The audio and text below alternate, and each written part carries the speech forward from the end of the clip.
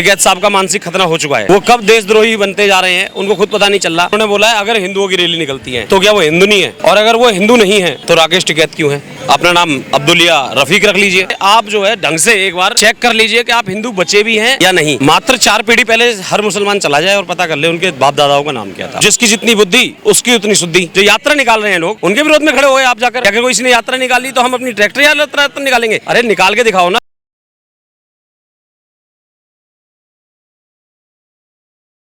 हरियाणा नूह की शोभा यात्रा के मद्देनजर राकेश टिकैत जी बयान देते हैं कि हम इसके खिलाफ किसान रैली निकालेंगे। तो आइए हम सीधा इस विषय पे चर्चा करेंगे सुदर्शन वाहिनी के राष्ट्रीय अध्यक्ष आज़ाद विनोद जी के साथ। सर, आपने हाल ही में देखा होगा कि राकेश टिकैत जी ये दावा कर रहे हैं कि अगर हिंदुओं की अगर रैली वहाँ पर निकलती है मेवात के अंदर, जहाँ धारा 144 लगी हुई है, तो हम लोग भी अपनी किसानों की रैली निकालेंगे। कैसे देख रहे हैं इस पूरे मामले? सबसे पहले तो राकेश टिकैत जी से मैं एक सवाल पूछना चाहूंगा कि उन्होंने बोला है अगर हिंदुओं की रैली निकलती है तो क्या वो हिंदू नहीं है। सबसे पहले तो वो खुद सोचे, और अगर वो हिंदू नहीं है तो राकेश टिकैत क्यों है। अपना नाम अब्दुलिया रफीक रख लीजिए। और रही बात ट्रैक्टर किसानों के आंदोलन की, और किसानों के लिए तो हमने मना ही नहीं करा ना।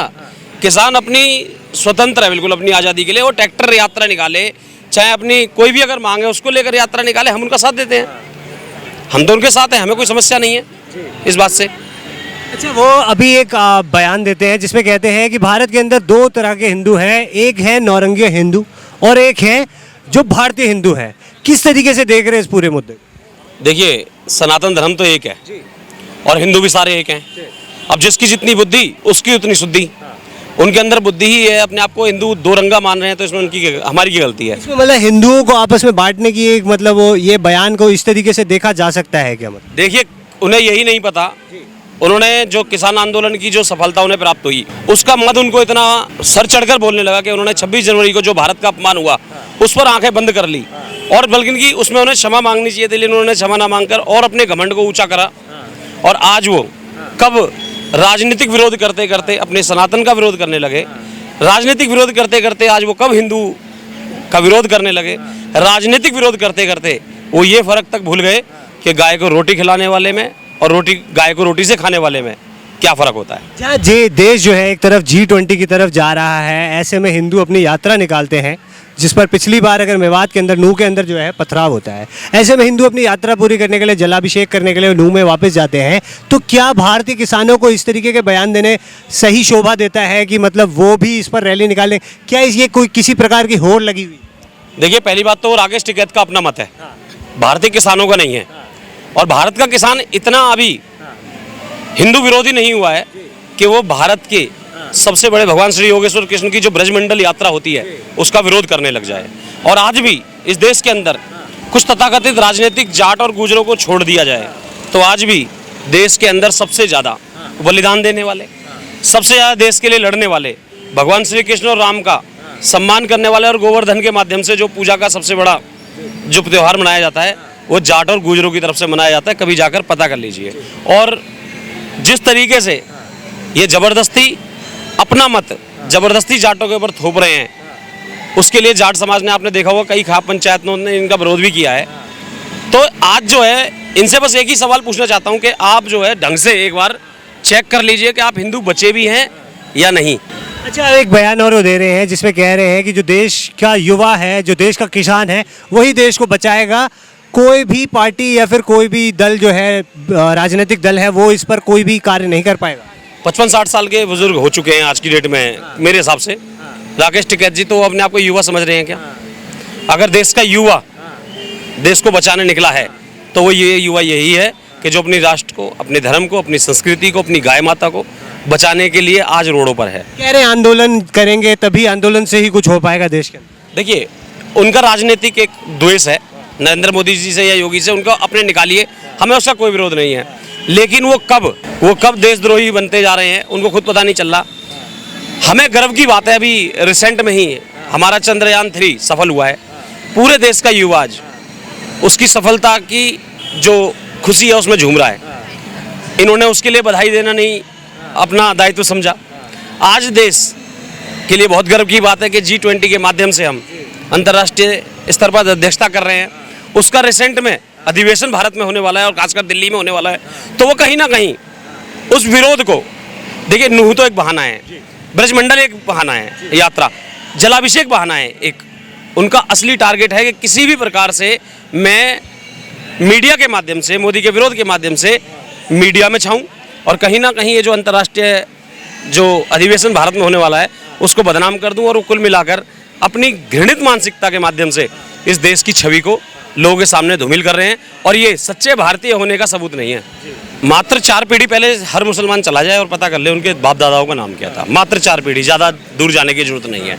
और आज भी आपने देखा होगा बहुत सारे मुसलमान भाई जो हैं आज की डेट में चेत रहे हैं, और उन्होंने खुद अपनी बताई है कि हम पहले राजपूत थे, हम पहले तेली थे, हम ये थे वो थे। उन्होंने सब अपने अपने कुल के बारे में बताया है। तो यानी कि कहीं ना कहीं उनके अंदर भी आज की डेट में उनके अंदर जागृति आ रही है या उनको बताया जा रहा है। तो ये जो खुद का जो इन सभी का बयान है, ये टिकैत साहब के मुंह पे है कि कोई भी संतान 2 बाप की नहीं होती है, सारी संतान एक ही बाप की होती है। और ये जितनी भी जातियों में बटा हुआ समाज है जो अपने कुल का नाम लेकर यहाँ चल रहा है, वो एक ही वृक्ष की सभी शाखाएं हैं जिसका नाम है सनातन धर्म। और अगर इनको इस बात पे शक है, वैसे तो टिकैत साहब का मानसिक खतना हो चुका है, अब जो औपचारिकता भर रह गई है वो भी जल्द पूरी हो जाएगी। हिंदुओं को चैलेंज मत कीजिए, आपकी राजनीतिक चैलेंज है वो खूब अपनाइए।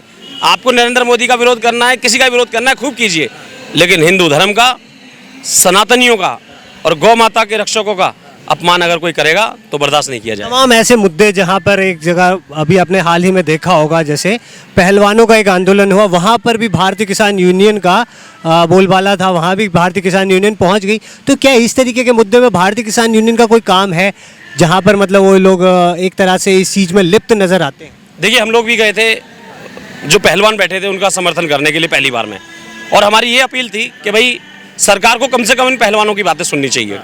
लेकिन जिस तरीके से वहाँ पर अन्य लोगों ने आकर जातिगत टिप्पणियाँ की, देश विरोधी लोगों ने वहाँ अपनी सक्रियता दिखाई, और जो आंदोलन एक स्वाभिमान के लिए था वो स्वाभिमान कहीं ना कहीं इन लोगों ने खो दिया और वो राजनीतिक करते ही चले गए। जो ये बोल रहे हैं कि वो लोग मुरली मनोहर जी के नहीं हुए, आडवाणी के नहीं हुए, तो आप भी तो हिंदुओं के नहीं हुए भाई, आप भी तो हिंदुओं के नहीं हुए ना।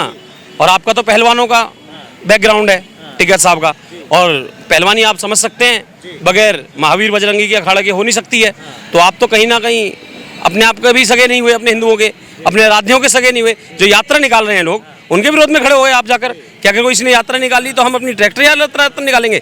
अरे निकाल के दिखाओ ना। अगर हिंदुओं के विरोध में निकलेगी तो सारा हिंदू समाज सामने खड़ा होगा। कारण है हिंदू विरोध में ही क्यों? मतलब एक किसान होकर के भारतीय होने के नाते खुद अपने आप भी वो हिंदू है। कहीं ना कहीं कुछ समय से आपने देखा होगा सोशल मीडिया के माध्यम से छोटे छोटे बच्चे अपने धर्म का प्रचार कर रहे हैं, अपनी संस्कृति का प्रचार कर रहे हैं, कहीं ना कहीं वामपंथी विचारधाराओं की। ये लगने लगा है कि जिस तरीके से सनातन धर्म अपनी उन्नति की तरफ जा रहा है, जिस तरीके से राष्ट्रवाद अपने परचम पर है, उन्होंने जो इतने सालों का जो प्रोपोगंडा था उनका, वो कहीं ना कहीं धूमिल ना हो जाए, तो उन्होंने अपने जिनको फंडिंग किया करते उन लोगों को अधिक फंडिंग देकर राष्ट्र के विरोध में उतार दिया है। यही लोग जो है आरोप लगाते हैं कि बीजेपी जो है धर्म की राजनीति करती है, जातिवाद की राजनीति करती है, और दूसरी तरफ यही लोग धार्मिक तथ्यों के ऊपर जो है इस तरीके के बयानबाजियां करते हैं। क्या ये चीज़ सही है? देश के अंदर ये अशांति फैलाने का एक तत्व नहीं? अगर बीजेपी हिंदू समर्थक होती तो किसी के बाप की औकात नहीं थी, कल वहाँ पर यात्रा रुक जाती। और बीजेपी ने ही वो यात्रा रोकी, परमिशन नहीं है ये बोलकर, पुलिस प्रशासन और रास्ते बंद करने के माध्यम से। और हमने कल बीजेपी का भी विरोध किया है, क्योंकि हम लोग ना बीजेपी सपोर्टर है, ना हम कांग्रेस सपोर्टर हैं, ना हम किसी के सपोर्टर हैं। अगर हम सपोर्टर हैं किसी के तो सनातन धर्म के सपोर्टर हैं। अगर हम सपोर्टर हैं किसी के तो राष्ट्र के सपोर्टर हैं। अगर हम सपोर्टर हैं किसी के तो जिससे ये देश चलता है संविधान, उसके सपोर्टर हैं, बाकी किसी के सपोर्टर नहीं है। बहुत बहुत धन्यवाद सर।